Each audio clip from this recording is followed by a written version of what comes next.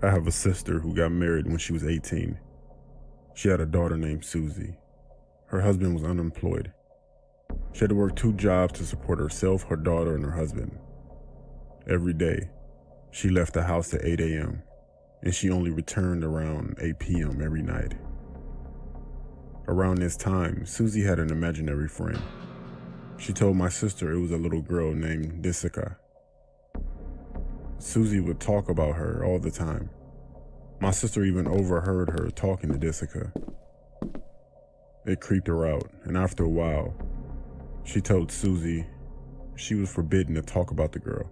We weren't allowed to mention Jessica when we came over to visit. One day, Susie told her mom, "Jessica is mad at you because you don't believe she's real. She comes to play with me when Daddy closes the closet door after you leave, and he lets us out before you come home."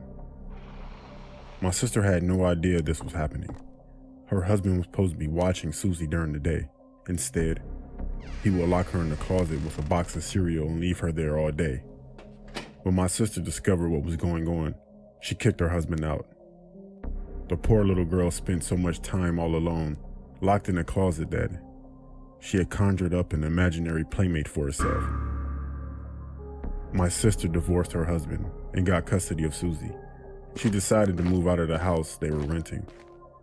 When the moving van came, the old man who owned the house came over to help them.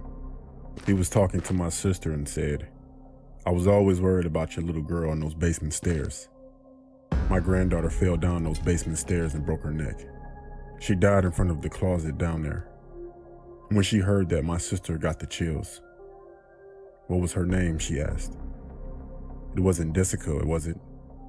The old man looked at her and said her name was Jessica.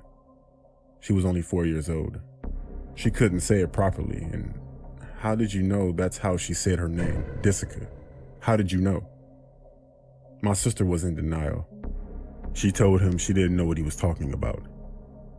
She refused to talk about it, grabbed the last of her things, and left the house for good. Even today, we're still not allowed to talk about Susie and her imaginary friend, Jessica. My sister remarried a few years later, and Susie got a great new stepdad.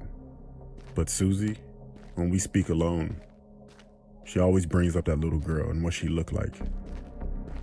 And it still creeps me out to this day, because I don't really believe in that type of stuff with ghosts and paranormal, but there's no way that Susie could have known about that little girl. But who knows? Maybe they are real, and maybe not.